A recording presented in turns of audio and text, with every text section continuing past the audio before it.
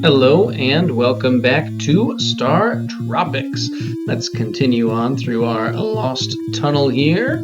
Hopefully we are getting ever closer to our uncle. That is where we actually want to go ultimately, but first, let's run past it. We're going to skip this way. Head up here to the left. You can see circuitous winding pathway off to the left side. That ultimately is not helpful to us, but this staircase certainly is, as we get what I believe is our last big heart of the game. It is not the end of our health increase, but it is the last time we collect a heart. Mysteries may never cease. Now, let's head back out where we came from. Good. We are still going to bypass this pathway up here because it doesn't actually go anywhere. And then head up this way. Now there's no real need, but can I suppose just show off the fact that this is just a couple of quick dead ends. Nothing to see behind this wall, and nothing to see behind door number 2. But if we carry on over here,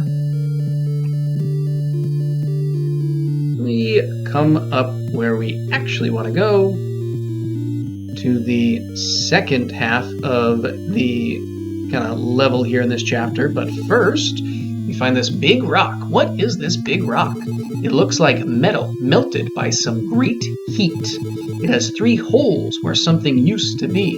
Some strange cipher is inscribed here, but you can't read it. I wonder what this cipher says.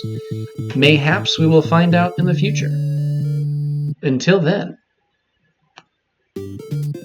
Alright, so what we're going to do is head up north here first, and I will take out these, maybe not, take out these mice, and go through here, where we find out that we're in this room of bats. There we go.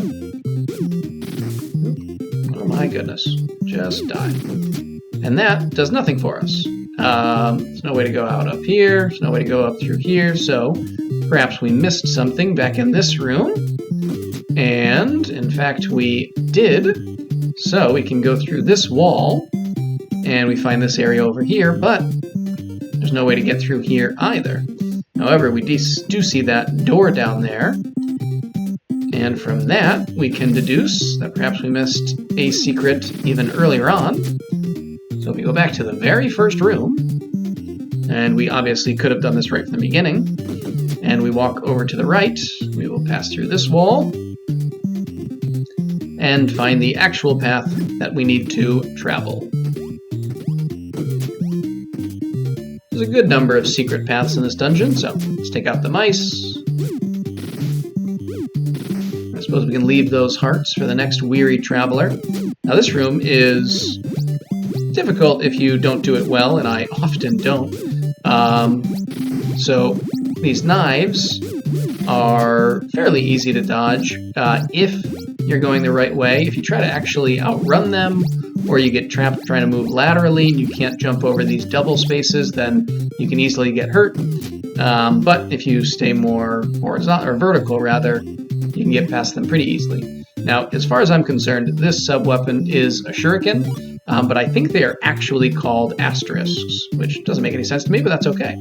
However, it's probably the coolest sub-weapon because they work by firing forward, and then when you hit the attack button again, they shoot off to the side, and I don't need those hearts. So you can attack in, kind of curve the bullets, as it were, which is going to be very useful to us in a number of ways moving forward, as you will see. Speaking of which, here, we'll use it to kill these snakes before we have to activate this ball, which is basically the same as kind of the metal ball traps that we saw all throughout Captain Bell's level. And then here we have a couple more hornets. You actually can use the asterisks to taste them out. I don't really feel much of a need to, but now we could simply move forward here.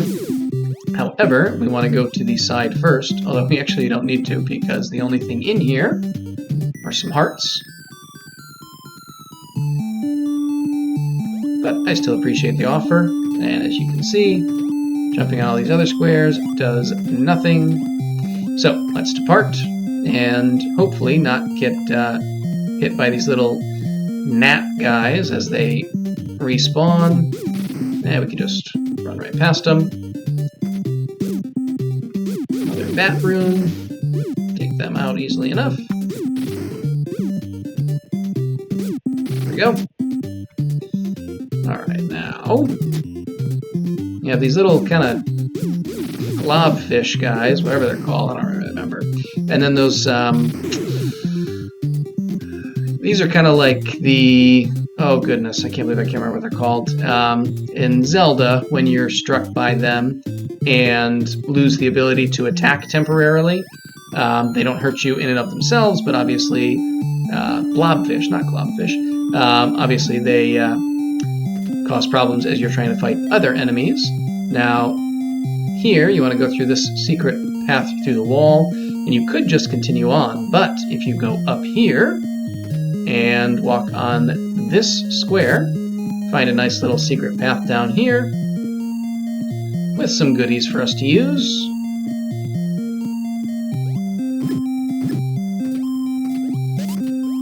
In the form of magic potion and a refill on our shurikens.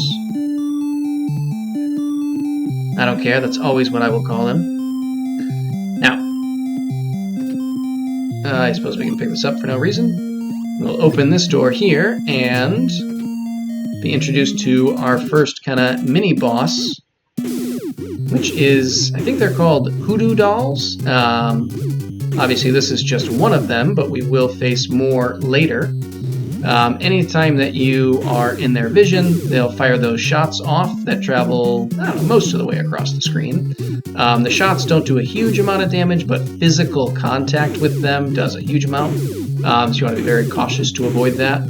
You don't need to use the kind of shuriken there to fight them off, but it does make it a lot easier. Hey, we won the lottery, alright. So I usually will. And then in here, basically just get a nice refill of our health, although we didn't get hurt at all, and our weapon. And then in here we have a slightly less cool version of this scenario with the ball blocking our path.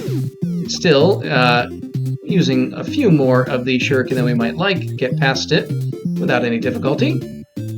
And now we have another enemy that is much easier to deal with when using this weapon. I'll let them survive a few turns just to show you. But basically, they'll always form in line with you, and then they kind of invisibly-ish move across the room. They can hurt you, but you can't really hurt them at that point, and then they fire off a couple shots. And the easiest way to deal with them is just let them go down and then hit them once with the shuriken there. Alright, now we have a whole bunch of gnats. We want to try and take them out before they gang up on us. That was fairly imperfectly done. But we got there nonetheless. I actually forgot that was going to be there.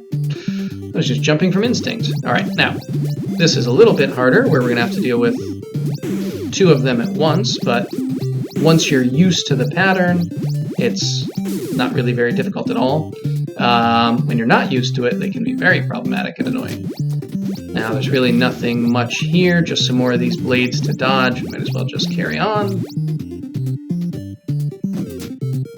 And in here, we just have this one little guy to beat up.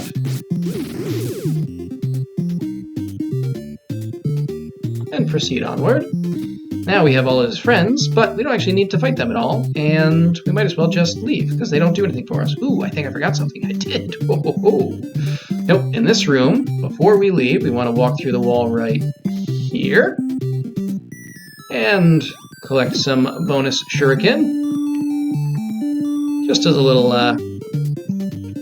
assistance to make sure we have enough. We should anyway, but never hurts to have some extra. Bubbles! That's the... I knew it was going to come to me eventually. Just like the bubble enemies in Zelda who take away temporarily your ability to attack. That's basically what those things are there. So, now we get a second potion, some more shurikens, and we open the door here, where we face two of these hoodoo dolls. Oops.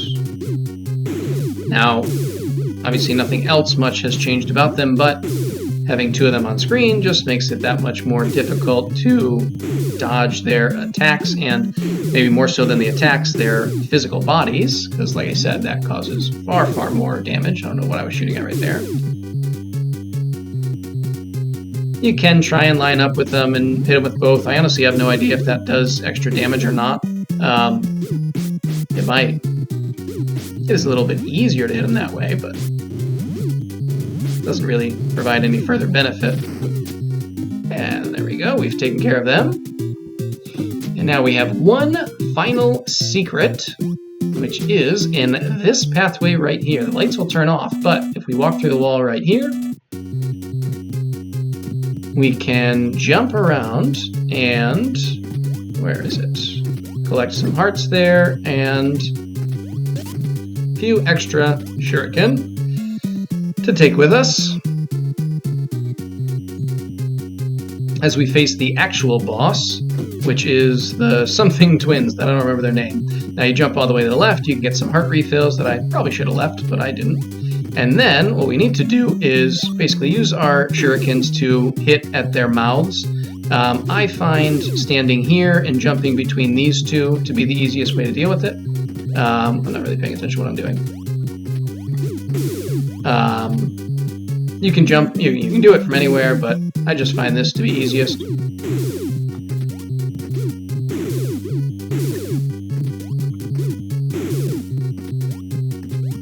And they really don't take that many hits. And frankly, with all the potions we have, we could probably just... oh, maybe I should use it. This is not going well. There we go, that's a little better. And that's all. Yeah, so not very difficult once you figure out what you have to do. So let us continue on, and tell you what, since we have them both, let's use these. Not that it matters whatsoever, but it's fun. Now, let's carry on. And out here, we've done it. Collect our points.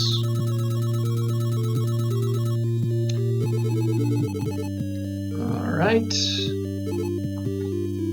So, what is going to be behind door number 3?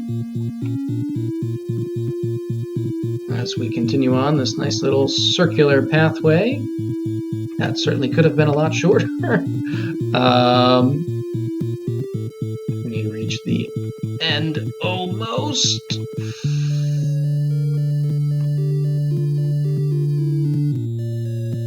Hey, look who it is. Hey, Mike, it's me, Uncle Steve. You found me. You stand speechless. He looks very much like your father.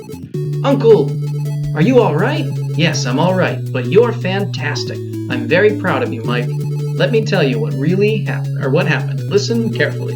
A month ago, I found a big rock in these ruins. I think you know the one. I decoded the cipher. It told of an incredible story. On a faraway planet called Argonia, the Argonians battled evil aliens. The Argonians were all but destroyed. They sent their last escape pod to Earth. Mike, the rock you saw is the burned remains of that escape pod, and the pod was carrying 3 powerful magic cubes. They are very important.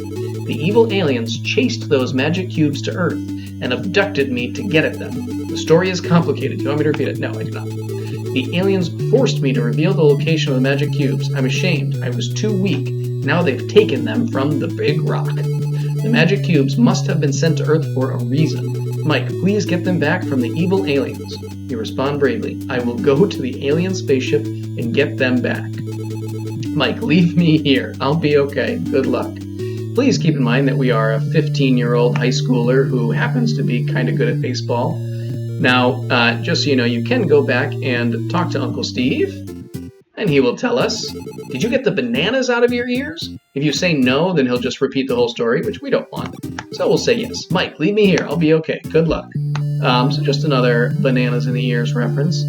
However, I think what we will do is come up here close to the staircase, and then we will end things for today. When we come back, we'll advance closer towards the final chapter of our journey. But till then, hopefully you enjoyed, and see you next time.